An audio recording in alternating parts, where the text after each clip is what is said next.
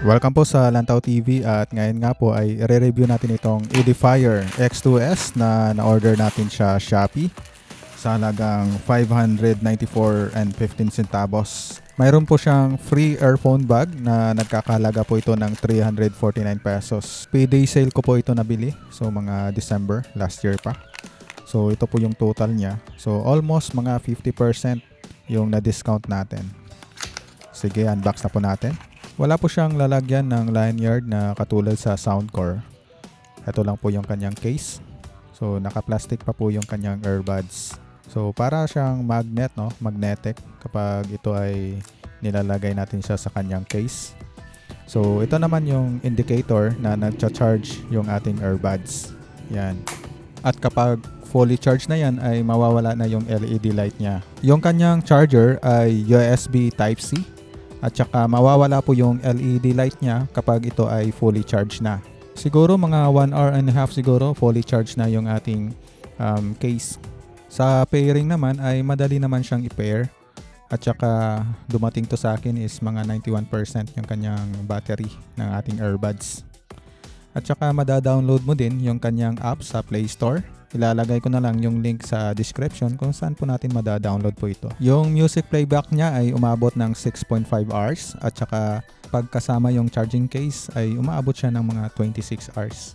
Kanyang app ay mayroon po tayo ditong mapagpipili ang mga presets ng equalizer natin. Sa mga gamers, mayroon din po itong game mode. Mayroon din po itong find device kapag nakalimutan natin yung earbuds. So ganyan po yung kanyang beep, no? So agad po nating makikita or malalaman kung saan po natin nailagay yung ating earbuds.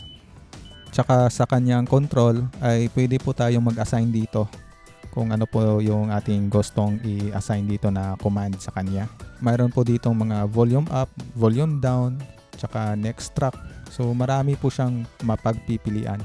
Comfort naman ay hindi siya masakit sa tenga at tsaka hindi rin siya madaling malaglag, no? At saka hindi po ito mabigat. Ngayon ay itetest naman natin yung kanyang noise cancellation. So iset natin yung kanyang mic as Edifier. So itest po natin siya sa malakas na hangin. So mic test. Ito po yung Edifier X2S. So ngayon ay itetest natin yung kanyang microphone. So ito po nasa 5 meters. Ito 7 or mga ano na to, mga 10 meters. So medyo maririnig mo talaga yung hangin. Ngayon susubukan natin yung so okay na din to. Cancellation. Kung ito po ay maliwanag yung kanyang audio. So malakas po yung hangin dito. Dito po tayo ng dagat. So ilapit natin yung earbuds sa ating bibig. Mic sa ating bibig. So ito po yung kanyang recording or audio. So ito po nasa almost mga 12 meters. So ito po yung kanyang audio recording. Gamit po natin yung video cam ni Google Pixel. So ngayon ay itetest naman natin sa medyo normal lang yung ating hangin. Hello, mic test. Welcome po sa Lantaw TV. At ngayon po ay itetest po natin yung kanyang audio recording ng Edifier X2S. So ito po is nasa 7 meters. So hindi po ito wala po ditong masyadong hangin. So ito po mga 20 meters. Okay. So ayan, medyo may hangin po. Dito ay medyo clear yung ating voice dito. So try natin na ilapit yung ating earbuds sa ating bibig. Almost 45 meters. So ito po yung kanyang quality. So ngayon, try nating ilapit sa ating bibig. So ito po yung audio quality kung malapit po sa ating bibig na nasa distance na 45 meters. Okay? Mas clear po yung ating voice kapag nilalapit natin yung ating earbuds sa ating bibig. Na ito ay mga 50 meters or 45 meters ay clear pa rin yung ating voice. Ngayon ay titest natin yung kanyang dustproof pero buhangin po yung nakadikit dito. So ayan, madali naman siyang matanggal, no? So ano lang natin, pagpag lang po natin. Susubukan ko sana dito yung splash proof niya kaso malakas po yung alon.